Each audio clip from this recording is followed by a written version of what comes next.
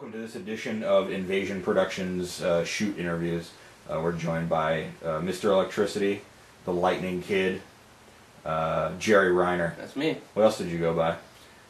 I think that pretty much covers it. In the 13-year career, you've gone by two names? 15. 15? Get Wow, straight. I don't have my notes correct. Okay, well, since we're talking about how long your career was, let's talk back about 15 years ago. Okay. What were growing up? You grew up in Pensacola. Correct. What were your initial thoughts on pro wrestling? This is kind of a hotbed. This part of the country has, the Gulf South area has produced countless legends. Were you influenced by any of these guys locally? In the beginning, when I was a kid, I did not like wrestling. I didn't like the idea of wrestling. I would be watching my cartoons on Saturday morning, and I would flip right past wrestling and be, God, why do I want to watch two guys beat each other Is up? that like elementary age, or? I didn't start liking wrestling until I was 14, I think. 14? 14 or 15. What got you into it? The first thing I ever saw was Sting and Flair at the first Clash of Champions, where they went to the 45-minute draw. Okay. And I was with my sister Lori and her boyfriend at the time, and we went to, I think it was his grandmother's house or apartment, and his grandmother and I think his uncle were watching it. So I was kind of a captive audience, you know. So you had no choice. I was hanging out with my sister, but I kind of watched it and I was like, well, this is pretty cool, you know. Mm. Because I think what got me into it more was how it was getting them into it. Because, like, you know, a grandmother's always like, oh, get him, Right. I hate that Ric Flair. Right. And, but you know, that was the first exposure really I had to a full match. Uh-huh. And then I was on some kind of trip with my mother, visiting family or something, I think in North Carolina, I'm not sure. But I bought a Pro Wrestling Illustrated, like an annual. It was like a highlight of all the pay-per-views that had just happened. And one of the stories was about Barry Windham turning heel. Was that when he joined the Horsemen? Yeah. Okay. When he turned on Lex Luger and joined the Horsemen.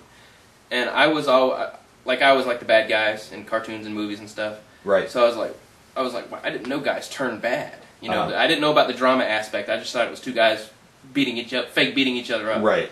So that didn't interest me at all. Sure. And I never liked boxing or any of that stuff. So I read that there's storylines and things like that, and that got me kind of interested. So it wasn't the physical, No. the big, muscle bound. I grew to like that, but originally it was. It was originally the story. Yeah, it was. Is what This guy captured you. turned on this other guy. Okay, so it wasn't, which is an interesting, because people debate, and we'll get into that later, what's more important, the look and the performance aspect of wrestling, or the storytelling and the character Right. aspect of... And I'm a drama guy. Sure, okay. You mentioned Wyndham turning heel. You mentioned Flair. I assume those are some of your favorites. Were there other favorites who you may have patterned yourself after now? Or were there guys you idolized growing up, like I want to be at that level, or maybe even work him eventually? Who were some of those guys? Yeah, when I started out, when I was just a fan, like I said, Barry Windham was the first thing that made me start watching wrestling, and I was a huge Barry Windham mark.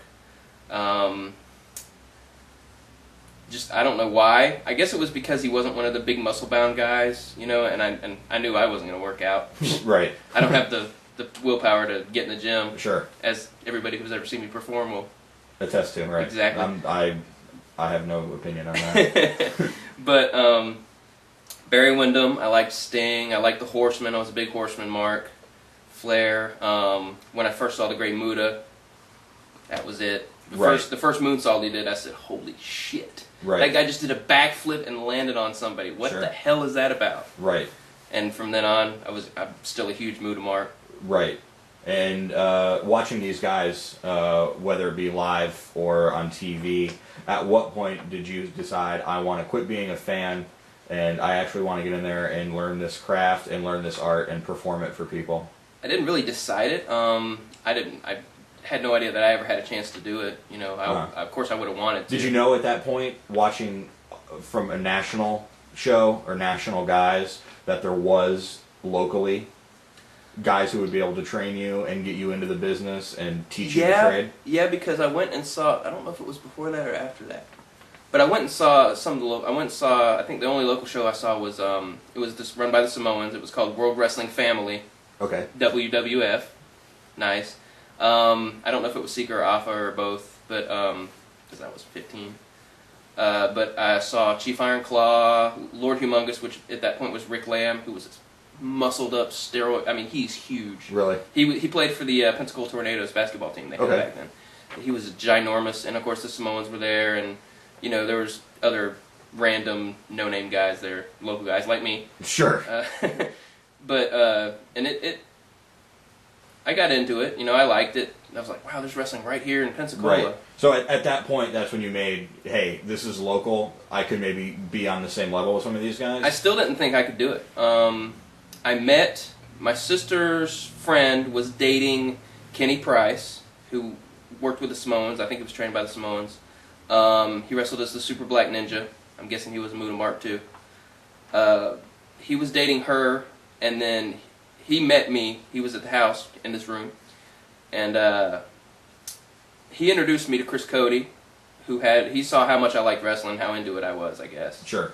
And I don't know if he just liked me or what. Right. But he introduced me to Cody, who had a ring in his backyard, right down the street that way, right across the street pretty much, and introduced me to him and Steve Savage, and they pretty much said, "Hey, kid, come on over, and we'll," I guess they wanted a tackling dummy. Right. But me and my friend Dwayne McDonald, who wrestled as the Highlander, trained with me, and we got in there and did what we saw on TV, and Cody and Savage taught us how to bump, how to hit the ropes, the basics. Right. And there it went. Now, I've seen some old tapes, and you were quite the wiry fella. I was about that big around. Right. What would you say your max, what were you pushing at that point? Oh, gosh.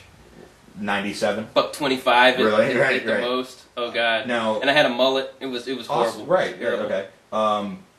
That's why none of those tapes still exist. Now, Cody is, a lot of people don't know this, but he is an exceptional ground shoot wrestler.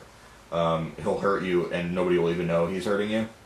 And Savage is a big, muscly guy. He wasn't back then. He was pretty wiry too. Was he? Yeah. Okay. He's bulked up a lot lately. Right. What was it like to work with those guys physically? How could you handle them physically? Like in a shoot? No. No. I mean, they'd kill me. They'd still kill me today. What they would put you through as far as it was pretty rough. Cody had a wooden ring. How old were you at this point? 17, I think. Okay. I was just turning 17. Maybe a little after I turned 17. Dates I don't have. I'm horrible with dates. But he had a wooden ring, and it was stiff as shit. Mm-hmm. I mean, it hurt to bump on that ring. And the padding was old carpet, and it was outside, so it smelled horrible. Right. I mean, it was just like rotting old wet carpet. I think we've been in that ring. Maybe. Since then. I don't think that ring exists anymore. But he'd have me and Dwayne fucking crisscross, hit the ropes, boom, boom, boom, boom, boom, boom, boom, boom, felt like 30 minutes. And you physically could, I mean, you're still here. Oh, yeah. Did you ever think of quitting? Did you ever think, you know what, this sucks, I just want to watch it? No. What about mentally? Did they get into your head at all? No, they were pretty good about coming out and saying, it's a work, and, showing me. I mean, they never beat us up like a lot of guys talk about. Well, Hogan talks about the guy, Hiro Matsuda, broke his leg, and they never did. I mean, I'm sure you got ribbed, and I'm sure you had to carry bags and such. Really, all we had to do was ring sling. It wasn't that bad. Really? Yeah. Okay. They were pretty. I mean, they weren't hard on us. When you were watching it, did you know right away that it was fake? Did you ever? Yeah, I never thought. Really? Well, no. When I was